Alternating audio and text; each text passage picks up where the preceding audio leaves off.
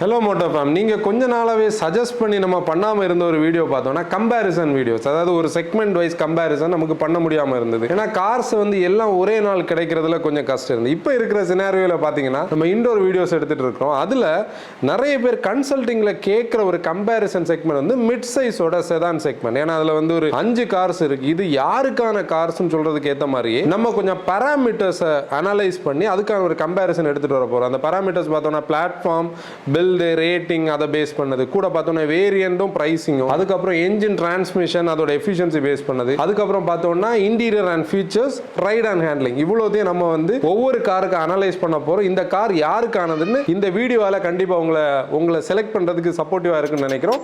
வாங்க வீடியோக்குள்ள போலாம்.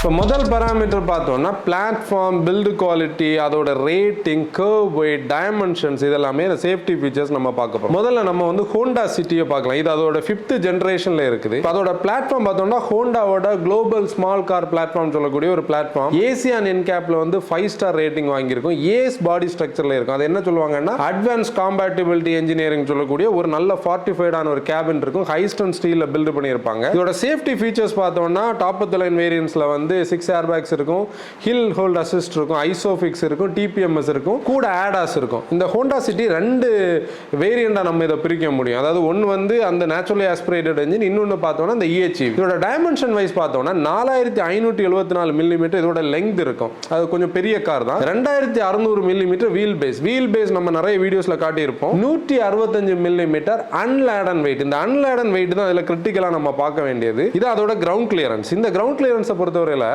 பீப்புள் ஏறும்போது இதில் ஒரு 20 மில்லிமீட்டர் கிட்ட டிஃபரன்ஸ் வர்றதுக்கு வாய்ப்பு இருக்கு. ஏன்னா அன்லேடன்ல பார்த்தோம்னா பேசஞ்சரும் லக்கேஜ் இல்லாத, லேடன்ல பேசஞ்சர் லக்கேஜோட வர்றது. இப்போ ஹோண்டாவோட கர்வ் வெயிட் நான் சொல்ல மிஸ் பண்ணியிருந்தேன். 1107 இருந்து 1153 கிலோகிராம் வந்து கர்வ் வெயிட்ல இருக்கும். இதுல டவுட் இருக்கிறவங்களுக்கு சொல்றேன், கர்வ் வெயிட்னு சொல்றது அன்லேடன் வெயிட் மாதிரியே தான், பீப்புள் ஏறாது. கிராஸ் வெயிட்னு சொல்றதுல பீப்புள் லக்கேஜ் சேர்த்து ஒரு 400 கிலோகிராம் 500 கிலோகிராம் ஆட் பண்ணி சொல்லியிருப்பாங்க. ரெண்டாவது இருக்கிற கார் வந்து வெர்னா. இப்போ வந்து உங்களுக்கு தெரியும், லேட்டஸ்டா வந்து ஒரு 3rd ஜெனரேஷன்ல இந்தியன் மார்க்கெட்ல இருக்குன்னு சொல்ல முடியும். அதுல பார்த்தோம்னா அடாப்டட் வெர்ஷனா K2 பிளாட்ஃபார்ம்ல இருக்கும். ரீசெண்டா பார்த்தோம்னா அது வந்து குளோபல் என்கேப்ல 5 ஸ்டார் ரேட்டிங் வாங்கி இருக்கும். அடல்ட்டுக்கும் சரி கிட்ஸுக்கும் சரி. ஆனா ஸ்ட்ரக்சர்லி அன்ஸ்டேபிள்னு கூட ஒரு வார்த்தை அவங்க மென்ஷன் பண்ணியிருப்பாங்க. பொதுவா ஹியூண்டாயோட ப்ரௌசர்ஸ்ல வந்து கர்வ் வெயிட் மென்ஷன் பண்ண மாட்டாங்க. ஆனா நம்ம இன்டர்நெட்ல எடுத்ததுல 1150 இருந்து 1300 கிலோகிராம் வரைக்கும் டாப் எண்ட்ல வந்து கர்வ் வெயிட் இருக்குன்னு நம்ம நினைக்கிறோம். சேஃப்டி ஃபீச்சர்ஸ் பார்த்தோம்னா 6 ஏர்பேக் ஸ்டாண்டர்டா இருக்கும். Vehicle stability management, hill assist control, electronic stability program, parking அசிஸ்ட்னு சொல்லி அது பார்க்கிங் அசிஸ்ட் ஒரு ஃபீச்சராவே கொடுத்திருப்பாங்க. இதுல இருக்கும். டைமென்ஷன் வைஸ் பார்த்தோம்னா 4535 மில்லிமீட்டர் லெங்த் இருக்கும். அதுவும் கொஞ்சம் பெரிய கார் தான். 2670 மில்லிமீட்டர் வீல் பேஸ் இருக்கும். 165 மில்லிமீட்டர் இதுவும் அன்லேடன் கர்வ் வெயிட்ல இருக்கும். மூணாவது கார் பார்த்தோம்னா மாருதியோட சியாஸ் வந்து நெக்ஸால ரீட்டைல் ஆகுது. ஆக்சுவலி இந்த என்டையர் மிட் சைஸ் செடான்ஸ்ல வந்து ஓல்டான மாடல்ல இருக்கிறது தான். ஏன்னா மத்த எல்லா மாடல்ஸும் ரிஃப்ரெஷ் ஆயிருக்கு, ஜெனரேஷன் அப்டேட் ஆயிருக்கு, இல்ல நியூலி லான்ச்ட் ஆயிருக்கு. சியாஸ் பார்த்தோம்னா டியூ ஃபார் a ஃபேஸ்லிஃப்ட்னு சொல்ல முடியும். ஹார்டெக்ட்னு சொல்லக்கூடிய ஒரு பிளாட்ஃபார்ம்ல பில்ட் பண்ணியிருப்பாங்க. நமக்கு அந்த பிளாட்ஃபார்ம் பத்தி ஒரு பாசிட்டிவான ஒரு ஆட்டிட்யூட் கிடையாது. இந்தியன் வெர்ஷன் வந்து ஒரு 3 ஸ்டார் ஈக்குவலண்டா நம்ம பார்க்கிறோம். ஆனா அவங்க வந்து இதே சுசுகி சியாஸ் வந்து ஏசியான் என்கேப்ல 4 ஸ்டார் வாங்கியிருக்காங்க. நமக்கு அதுல ஒரு கிளாரிட்டி கிடையாது, இதுதான் நம்ம மார்க்கெட்ல விக்கிறதான்னு சொல்லி. ஆனா நம்ம ஒரு 3 ஸ்டாரா சொல்ல முடியும். சேஃப்டி ஃபீச்சர்ஸ் பார்த்தோம்னா 2 ஏர்பேக் இருக்கும். Electronic stability program, hill hold assist வந்து ஆட்டோமேட்டிக் வேரியன்ட்ஸ்ல கூட வருது. இப்ப டைமென்ஷன் வைஸா பார்த்தோம்னா 4490 மில்லிமீட்டர் வந்து லெங்த் இருக்கும். 2650 மில்லிமீட்டர் வந்து வீல் பேஸ் இருக்கும். 170 மில்லிமீட்டர் இதோட கிரவுண்ட் கிளியரன்ஸ் இருக்கும். இப்போ இந்த காரை பொறுத்தவரை பார்த்தோம்னா இது வந்து ஒரு சேஃபான ஒரு கேபினா நம்ம இதை சொல்ல முடியாது. 4வது கார் வந்து ஸ்லாவியா, 5வது விர்டஸ். நம்ம என்ன பண்ண போறோம்னா ரெண்டையும் சேர்த்து தான் பேச போறோம். உங்களுக்கு தெரியும் ரெண்டுமே ஒரே ப்ராடக்ட் தான். ஸ்லைட் ஆன ஃப்ரண்ட்ல ரியர்ல இருக்கக்கூடிய சேஞ்சஸ் தான். இப்போ அதோட பிளாட்ஃபார்ம் பத்தி நமக்கு தெரியும். MQB A0N Indianised version of MQB platform. 5 star rating global என்கேப்ல அடல்ட்டுக்கு கிட்ஸுக்கு வாங்கியிருக்கும். ஹைஸ்டன் ஸ்டீல்ல பில்ட் பண்ணியிருப்பாங்க. ரூஃப்ல நீங்க பாத்தீங்கன்னா லேசர் வெல்டிங் இருக்கும். கூட வந்து அதோட கர்வ் வெயிட் பார்த்தோம்னா 1160 இருந்து 1277 கிலோகிராம் வரைக்கும் டாப் எண்ட்ல இருக்கும். சேஃப்டி ஃபீச்சர்ஸ் பார்த்தோம்னா 6 ஏர்பேக்ஸ் இருக்கும். எலக்ட்ரானிக் ஸ்டெபிலிட்டி கண்ட்ரோல் இருக்கும். மல்டி கொலிஷன் பிரேக்கிங் இருக்கு. எலக்ட்ரானிக் டிஃபரன்ஷியல் லாக் சிஸ்டம் இருக்கும். ட்ராக்ஷன் கண்ட்ரோல் சிஸ்டம் இருக்கும். பிரேக் டிஸ்க் வைப்பிங் இருக்கும். ஹில் ஹோல்ட் அசிஸ்ட் இருக்கும். இப்போ டைமென்ஷன் வைஸ் பார்த்தோம்னா 4541 மில்லிமீட்டர் லெங்த் இருக்கும். 2651 மில்லிமீட்டர் வீல் பேஸ் இருக்கும். 179 மில்லிமீட்டர் அன்லேடன் கிரவுண்ட் கிளியரன்ஸ் இருக்கு. ஆனா அந்த ப்ரௌசர்ல அவங்க என்ன சொல்லியிருக்காங்கன்னா லேடன் கிரவுண்ட் கிளியரன்ஸ் 145 மில்லிமீட்டர் தான் இருக்கணும். பீப்புள் ஏறும்போது அப்ப அந்த கிளியரன்ஸ் வந்து எவ்வளவு கம்மியாகுதுன்னு நீங்க பார்க்க முடியும். இப்போ இந்த 5 கார்ஸ்ல சேசிஸோட ஸ்டிஃப்னஸ், அந்த சேஃப்டி, இன்டெகிரிட்டி, ஸ்ட்ரக்சரல் இன்டெகிரிட்டி பத்தி பார்த்தோம்னா ஃபர்ஸ்ட் வந்து விர்டஸ் அண்ட் ஸ்லாவியா தான் கண்டிப்பா வரும். ஏன்னா அது வந்து நமக்கு தெரியும், அந்த ஜெர்மன் பில்ட், அந்த டட் எஃபெக்ட் இருக்கும். நிறைய பேர் அதை PQ25 கூட கம்பேர் பண்ணுவாங்க. அந்த அளவுக்கு இல்லாட்டி கூட நம்ம ரீசன் ஒரு பாட்காஸ்ட்ல அதை பத்தி பேசியிருந்தோம். லேட்டஸ்ட் மெட்டலர்ஜியில மெட்டலோட வெயிட் கம்மியா இருந்தாலும் மேக்ஸிமம் கிரம்பிளிங் ஜோன் தான் நமக்கு இம்பார்ட்டன்ட். ரெண்டாவது பார்த்தோம்னா நம்ம வந்து வெர்னாவை இன்னைக்கு 2-3 வெர்னாவும் ஹோண்டா சிட்டியும் நம்ம கணக்கில் எடுக்க முடியும். ஏன்னா வெர்னாவும் 5 ஸ்டார் ரேட்டிங் வாங்கி இருக்குது. ஹோண்டா சிட்டியோட கேபின் ஏசி அண்ட் இன் கேப்ல வாங்கினதுனால நமக்கு வந்து அதை வந்து கணக்கில் சொல்ல முடியும். லீஸ்டா வர்றது மாருதியோட சியாஸ். இப்போ இதுல இந்த சேஃப்டின்னு சொல்லக்கூடிய பராமீட்டர் நீங்க பிரைமரியா பார்த்தா கூட நம்ம வந்து சேஃப்டின்னு சொல்லக்கூடியது கலெக்ஷன் ஆஃப் செவரல் பராமீட்டர்ஸ். அதுல பில்ட் குவாலிட்டின்னு சொல்லக்கூடிய ஒரு பராமீட்டர் தான். நம்மளோட டிரைவிங் ஆகலாம், காரோட stability, ground clearance, braking, engine performance சொல்லி நிறைய விஷயங்கள் இன்க்ளூட் பண்றதுனால நம்மளோட டிரைவபிலிட்டி தான் பிரைமரி. அதுக்காக நம்ம ஒரு கார் பார்க்குறோம்னா 5 ஸ்டார் ரேட்டிங்னா நம்ம எப்படி ஓட்டணும்னு கிடையாது, கண்டிப்பா ரெஸ்பான்சிபிளா டிரைவ் பண்ணணும். இப்போ செகண்ட் பராமீட்டர் பார்த்தோம்னா வேரியன்ஸ் அண்ட் பிரைசிங். இதுல வந்து நான் வேரியன்ஸை உங்களுக்கு எக்ஸ்பிளைன் பண்றேன். நம்ம வந்து வேரியன்ட் செலக்ட் பண்றதை பத்தி நிறைய பேருக்கு டவுட் இருக்கும். பிரைசிங்கை பொறுத்தவரை என்னன்னா எக்ஸ்ஷோரூம் பிரைஸ் உங்களுக்கு சார்ட்ல பார்க்க முடியும். ஆனா இன்னைக்கு நிறைய மேனுஃபேக்சரர்ஸ் பார்த்தோம்னா டிஸ்கவுண்ட் கொடுத்துருப்பாங்க, டீலர்ஸ் டிஸ்கவுண்ட் கொடுத்துருப்பாங்க, 23 மாடல் ஸ்டாக்ல இருக்கிறது, கலர், இது மாதிரி நிறைய ரீசனால உங்களுக்கு டிஸ்கவுண்ட்ஸ் இருக்கிறதுக்கு வாய்ப்பு இருக்கு. நீங்க விர்டஸ் ஸ்லாவியாலாம் பாத்தீங்கன்னா 23 ஜூனுக்கு முன்னாடி உள்ள மாடல்ஸ்ல எல்லாம் நிறைய டிஸ்கவுண்ட் இருக்கிறத நம்ம கேள்விப்படுறோம். அதனால இது வந்து நீங்க ஃபிக்ஸட் கிடையாது. உங்களோட ஏரியால, உங்களோட ஸ்டேட்ல, உங்களோட டிஸ்ட்ரிக்ட்ல உங்க டீலரை பொறுத்து இது மாறும். வேரியன்ட் எப்படி செலக்ட் பண்றோம்னு உள்ள பாயிண்ட் இதுல என்ன நான் சொல்றேன்னா, உங்களுக்கு ரிக்வயர்டான ஃபீச்சர்ஸ் எந்த வேரியன்ட்ல இருக்குன்னு பாருங்க, உங்களோட பட்ஜெட் என்னன்னு பாருங்க, தேவையான ஃபீச்சர்ஸை செலக்ட் பண்ணுங்க. அதுல உங்களுக்கு கன்ஸ்ட்ரபிளான ஒரு அமௌண்ட் வந்து சேவ் பண்ண முடியும். இப்போ ஹோண்டா சிட்டில பார்த்தோம்னா SV, V, VX, ZX ன்னு ஒரு 4 வேரியன்ட் இருக்கும். வெர்னால பார்த்தோம்னா EX இருக்கும், S இருக்கும், SX இருக்கும், SX ஆப்ஷனல் இருக்கும், SX டர்போ இருக்கும், SX ஆப்ஷனல் டர்போ. இது வந்து வெர்னாவோட. சியாஸ் பார்த்தோம்னா சிக்மா டெல்டா சீட்டா ஆல்பா, சிம்பிளா முடிய போகுது. ஸ்லாவியா பார்த்தீங்கன்னா ஆக்டிவ், ஆம்பிஷன், ஸ்டைல்னு சொல்லக்கூடிய இதுல இருக்கும். இப்போ நீங்க விர்டஸ் பார்த்தீங்கன்னா டைனாமிக் லைன், பெர்ஃபார்மன்ஸ் லைன் 2 இதா பிரிச்சிருப்பாங்க. டைனாமிக் லைன்ல பார்த்தீங்கன்னா comfort line, high line, top line இருக்கும். பெர்ஃபார்மன்ஸ் லைன்ல GT பிளஸ், அதுக்கப்புறம் GT எட்ஜ்னு சொல்லக்கூடிய ஒரு ஆல் பிளாக்ல ஒரு கலர் வேரியன்ட் இருக்கு. இவ்வளவான வேரியன்ட் அண்ட் பிரைசிங் இருக்கு. இப்போ பிரைசிங் பொறுத்தவரை பார்த்தீங்கன்னா சியாஸ் வந்து லீஸ்ட் பிரைசிங்ல இருக்கும். அந்த எண்ட்ல வந்து விர்டஸ், ஸ்லாவியா, வெர்னா வந்து அந்த எண்டுக்கு வரும். பிளஸ் EHEV ஹோண்டா சிட்டி, அது நீங்க பார்த்தாலே தெரியும். மூணாவது பராமீட்டருக்கு உள்ள வரலாம். மூணாவது பராமீட்டர் வந்து என்ஜின், டிரான்ஸ்மிஷன் அண்ட் எஃபிஷியன்சி. ஏன்னா நீங்க இந்த கார்ஸ் வாங்குறதுல மெயினா டிஸ்கஸ் பண்ற ஒரு ஏரியா இது. ஃபர்ஸ்ட் நம்ம ஹோண்டா சிட்டிக்கே வருவோம். ஹோண்டா சிட்டியோட naturally aspirated engine IVTEC with VTC பாத்தீங்கன்னா அதை பத்தி நம்ம நிறைய பேசியிருக்கோம். நம்மளோட ரிவ்யூஸ்ல நீங்க பார்த்தா அதோட எக்ஸ்பிளனேஷன்ஸ் இருக்கும். ஒரு பெரிய ஃபேன் ஃபாலோயிங் உள்ள ஒரு என்ஜின் 121 PS 145 நியூட்டன் மீட்டர் டார்க்ல இருக்கும். IVTEC வந்து ரவ் பண்ணி கிக்கின் பண்ணி நம்ம ஓட்டுறதுக்கே அது ஒரு கனெக்டிவிட்டியில இருக்கும். 6 ஸ்பீட் மேனுவல் இருக்கும், 7 ஸ்டெப் CVT இருக்கும். அந்த CVT-ல உங்களுக்கு பேடல் ஷிஃப்டரும் கூட இருக்கும். 17.8 கிலோமீட்டர் பர் லிட்டர் வந்து உங்களுக்கு மேனுவல் ஃபியூல் எக்கனாமி கொடுக்கும். 18.4 வந்து CVT கொடுக்கும். இப்போ இது வந்து ERI சர்டிஃபைட் மட்டும் தான் நம்ம சொல்றோம். இது ஒவ்வொரு யூசரை பொறுத்தவரை மாறும். ஆனாலும் நான் ஒரு பிராக்டிகலான மைலேஜ் சொல்லணும்னா ஒரு 10 இருந்து 14 கிலோமீட்டர் வந்து இதோட ரியல் வேர்ல்டு ஃபியூல் எக்கனாமி சொல்ல முடியும். இன்னும் கரெக்டா சிட்டிஸ்ல எல்லாம் பாத்தீங்கன்னா ஒரு 9 to 12 தான் இதுல கரெக்டா இருக்கும். இதுக்கப்புறம் இருக்கிறது EHEV வந்து நீங்க டொயோட்டா கிட்ட ஹைபிரிட் இருந்தாலும் அந்த 4 சிலிண்டர் IVTEC ஓடது நமக்கு எப்பவுமே நல்ல ரிஃபைன்ட் ஆகும், நல்ல பேக்கேஜ்னு சொல்லுவோம். 126 PS power, 253 newton metre torque வந்து அந்த கம்பைன்ட் அந்த ஹைபிரிட் பேக்கேஜ் கொடுக்கும். CVT சொல்லக்கூடிய electronically control CVT automatic transmission கொடுத்திருப்பாங்க. 27 கிலோமீட்டர் பர் லிட்டர் வந்து இதோட ஃபியூல் எக்கனாமி இருக்கும். சம்வேர் அரௌண்ட் 22-23 வரைக்கும் ஃபியூல் எக்கனாமி கிடைக்கிறத பத்தி பேசுறாங்க. இப்போ செகண்ட் ஒன் பார்த்தோம்னா வெர்னா பொறுத்தவரை என்னன்னா அந்த ஒரு சேசி பெஸ்டா இருக்கிறதுல டீசல் இல்லாத நம்ம ஒரு குறை நம்ம பார்க்குறோம். அதே மாதிரி தான் ஹோண்டா சிட்டியில் ரீசன்ட்லி வந்து BS6ஓட ஃபேஸ் 2ல அவங்களோட IDTEC 1.5 நிப்பாட்டிட்டாங்க. இப்போ இது வந்து பெட்ரோலில் தான் இருக்குது. இதோட ஒரு பாயிண்ட் என்ன சொல்லணும்னா, இப்போ நம்ம பேச போகிற எந்த கார்ஸ்லையுமே டீசல் என்ஜின் கிடையாது. இப்போ வெர்னாவோட 1.5 MBI பார்க்கலாம், 115 PS 144 நியூட்டன் மீட்டர் டார்க் இருக்கும். அந்த என்ஜின் கொஞ்சம் ரொம்ப பவர்ஃபுல்லாகவும் இல்லை, ஒரு ஆவரேஜாக நியூட்ரலாக நமக்கு பவர் கொடுக்கக்கூடிய என்ஜினாக இருக்கும். 6 ஸ்பீட் மேனுவல் இருக்கும், IVT இருக்கும். IVT பார்த்தோம்னா பெல்ட்டுக்கு பதிலாக பதிலாக செயின்டு பெல்ட் இருக்கிறதுனால சிவிடிக்கு பதிலாக ஐவிடி இருக்கும். இதுவும் நம்மளோட ரிவ்யூஸில் அதோட எக்ஸ்பிளனேஷன் இருக்கும்.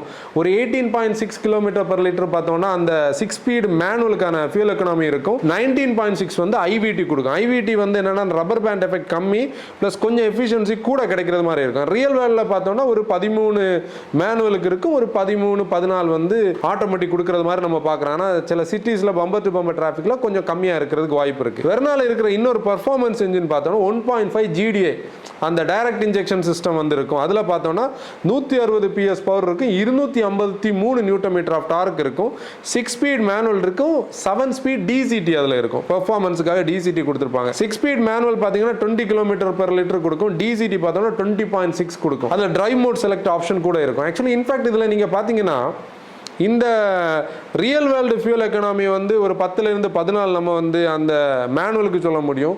டிசிடிக்கு வந்து வேரி ஆகும். ஹைவேஸில் ஒரு 15 வரைக்கும் கிடைக்கிறத சொல்கிறாங்க, 8-9 தான் கிடைக்கும்னு சிலவங்க சொல்கிறாங்க. அதனால் அது சிட்டிக்கும் ஹைவேக்கு பொறுத்தவரை வேரி ஆகும். நான் அந்த இது வந்து கரெக்டான டெஸ்டட் அவுட்புட் கிடையாது. ஃபியூல் எக்கனாமி உங்களோட டிரைவிங்க்கு ஏற்ற மாதிரி மாறுறதுக்கு நிறைய வாய்ப்பு இருக்குது. அதுக்கப்புறம் பார்த்தோம்னா சியாஸை பொறுத்தவரையில் அந்த K15B தான், K15Cக்கு அது அப்டேட் ஆகலை. ஸ்மார்ட் ஹைப்ரிட் டெக்னாலஜி கூட அதில் ஆட் பண்ணியிருப்பாங்க.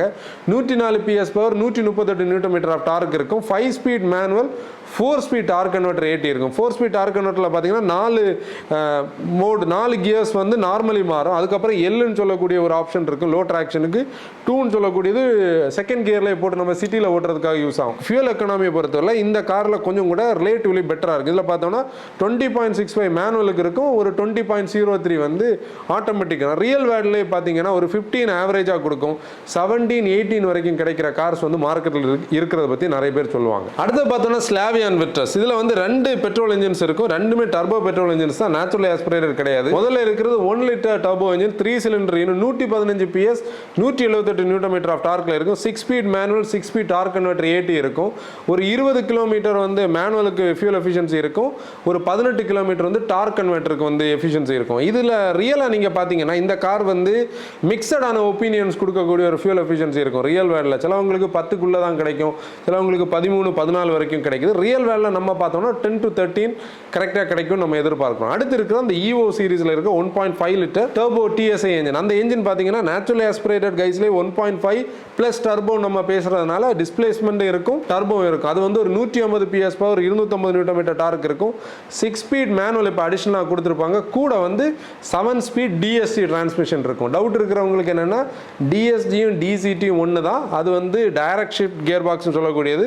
Volkswagen Skoda வந்து அவங்க பேட்டன் பண்ணி அந்த நெய்மை மட்டும் ட்ரேட்மார்க் பண்ணி வச்சிருப்பாங்க. அதோட டிரான்ஸ்மிஷனில் பார்த்தோம்னா மேனுவலுக்கு ஒரு 19 கிலோமீட்டர் ஃபியூல் எஃபிஷியன்சி இருக்கும், 19.3 பார்த்தோம்னா DSGக்கு இருக்கும். இது வந்து ஒரு கிரிட்டிக்கலாக நம்ம பேச வேண்டிய ஒரு பாயிண்ட். ஏன்னா நிறைய பேர் பார்த்தீங்கன்னா சிங்கிள் டிஜிட்லேயே கிடைக்கும்னு சொல்லுவாங்க பெர்ஃபார்மன்ஸாக ஓட்டும் போது. ஆக்டிவ் சிலிண்டர் டெக்னாலஜி இதில் இருக்கும். நம்ம லைட் ஃபுட்டடாக ஓட்டணும்னா 2 சிலிண்டருக்கு மட்டும்தான் ஃபயர் பண்ணும்.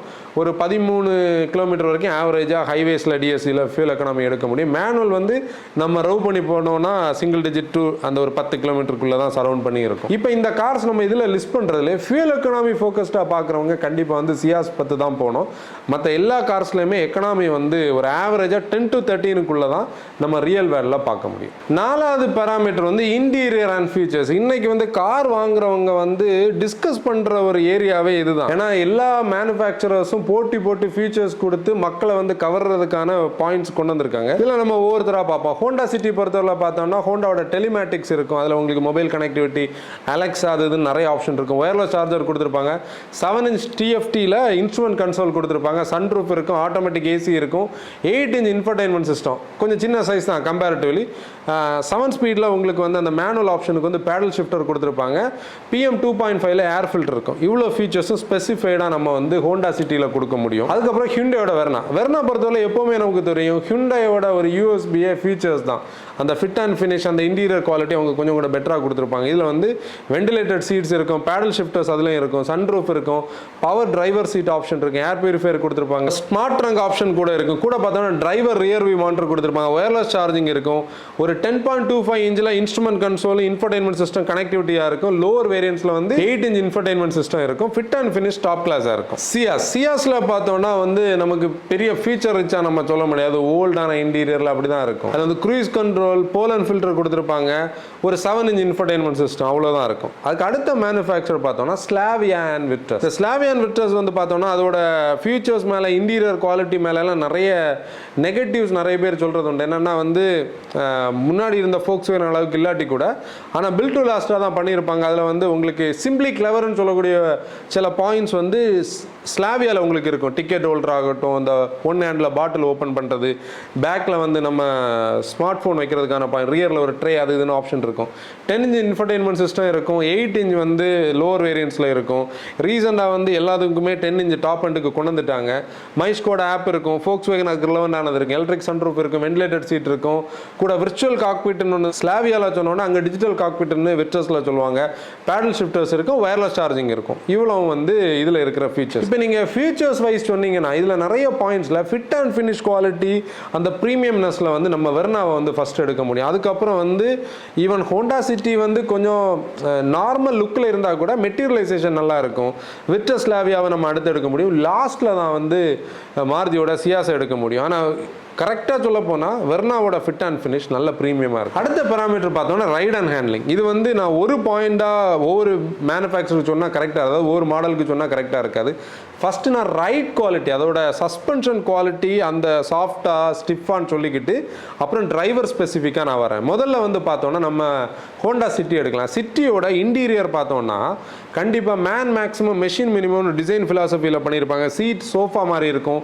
நல்ல பேடட் சீட்ஸ் கொடுத்துருப்பாங்க. சாஃப்ட் டியூன் சஸ்பென்ஷன் கொடுத்துருப்பாங்க. அதனால ரைட் குவாலிட்டி சாஃப்டான சஸ்பென்ஷன் தான். அதோட ஒரு சின்ன சைடு எஃபெக்ட் உங்களுக்கு என்ன இருக்குன்னா, கார்னர்ஸில் ஸ்லைட்டான ஒரு ரோல் நீங்கள் பார்க்க முடியும். செகண்ட் வெர்னா பொறுத்தவரை பார்த்தீங்கன்னா ரீசெண்டான ஒரு டிரைவர் சென்ட்ரிக் அப்ரோச் பார்க்குறவங்க கிட்ட வெர்னாவை நம்ம சொல்கிற லெவலுக்கு வெர்னாவை இம்ப்ரூவ் பண்ணிடுவோம். முன்னாடி வந்து வெர்னா ரொம்ப ஃப்ளோட்டியாக இருக்கும், பயங்கர சாஃப்ட் டியூன் சஸ்பென்ஷனாக இருக்கும். இங்கே வந்து பார்த்தீங்கன்னா சாஃப்டாகவும் இல்லை ஸ்டிஃபாக இல்லாமல் ஒரு பேலன்ஸ் கிரியேட் பண்ணியிருப்பாங்க.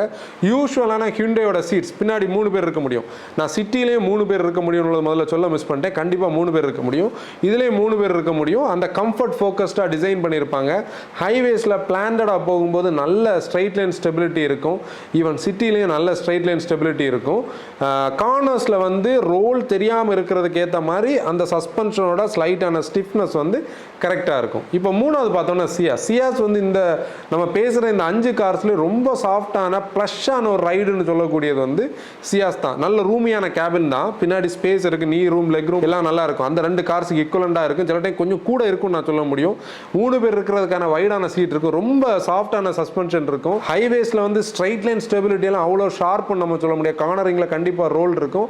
ஆனால் ஒரு பிட்ரு பேட்டர்ன் ரோட், பேட் பேட்ச் ரோட்டில் எஃபர்ட்லெஸ்ஸாக கண்டிப்பாக கூட்டு போக முடியும். இதுக்கு அடுத்த கார் பார்த்தோம்னா விட்ரஸ் அண்ட் ஸ்லாவியா பொறுத்தவரை, அதாவது ஸ்லாவியா அண்ட் விட்ரஸ் கணக்கில் நம்ம பார்த்தோம்னா ரெண்டுமே ரியலாக ரெண்டோட சஸ்பென்ஷன்லேயும் சின்ன சேஞ்சஸ் இருக்குன்னு நம்ம சொன்னாலும் மைன்யூட்டாக பார்த்தா தான் கண்டுபிடிக்க முடியும். ஆனால் நம்ம ஒன்றாவே சொல்ல முடியும். என்னன்னா ஸ்டிஃபரான சஸ்பென்ஷன் எட் கம்ஃபர்டபுளாக இருக்கும். அதான் பாயிண்ட். ஆனால் அதோட பாயிண்ட் என்னன்னா சீட்ஸ் வந்து 4 பேருக்கான காராக தான் அதை என்ஜினியர் பண்ணியிருப்பாங்க. அப்போ பின்னாடி வந்து 2 பேர் இருக்கிறது மாதிரி சீட்டை ஸ்கூப் பண்ணி தான் உட்கார வச்சிருப்பாங்க. 3வது ஆள் அங்கே கொஞ்சம் அன்வெல்கம் தான். அந்த டிரான்ஸ்மிஷன் டனலோட பாயிண்ட்னு சொல்லி கொஞ்சம் 3 பேர் கஷ்டமாக தான் இருக்க முடியும்.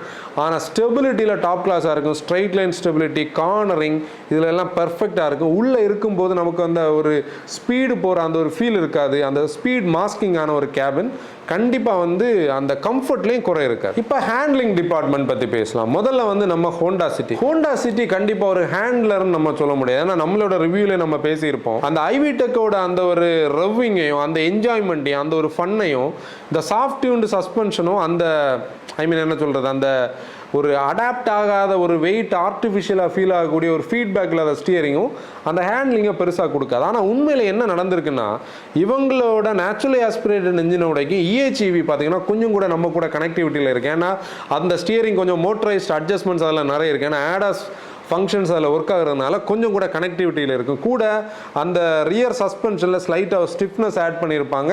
கொஞ்சம் ஹேண்ட்லராக இருக்குது. ஆனால் லிட்ரலி அது ஒரு ஹேண்ட்லர் கிடையாது. அதுக்கப்புறம் இருக்கிறது வெர்னா. இதுதான் ஒரு ட்ரிக்கியான கொஸ்டின். எப்படி நான் நிறைய பேர் நம்மக்கிட்ட கேட்குறது உண்டு, வெர்னா வந்து முன்னாடி உள்ள மாடல் அதுலேயும் அந்த ஃப்ளூயிடிக் வெர்னால நம்ம ஒரு ஹேண்ட்லராக சொல்ல முடியாது. அந்த சேசியால் அவ்வளோ ஹார்ஸஸை ஹோல்ட் பண்ணக்கூடிய கெப்பாசிட்டியில் நம்மளே பேசுவோம். ஆனால் இது வரைக்கும் உருவாக்குன வெர்னாலே ஹியூண்டை வந்து பார்த்து பிளாட்ஃபார்மை கரெக்டாக அனலைஸ் பண்ண ஒரு பிளாட்ஃபார்ம் இது பார்க்க முடியும். உண்மையிலே ஹேண்ட்லிங் இம்ப்ரூவ்டாக இருக்குது.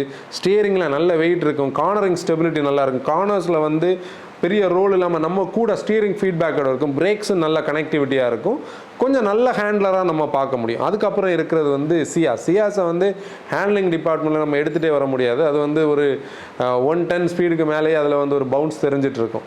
அடுத்தது பார்த்தோன்னா வெர்ட்ரஸ் அண்ட் ஸ்லாவியா.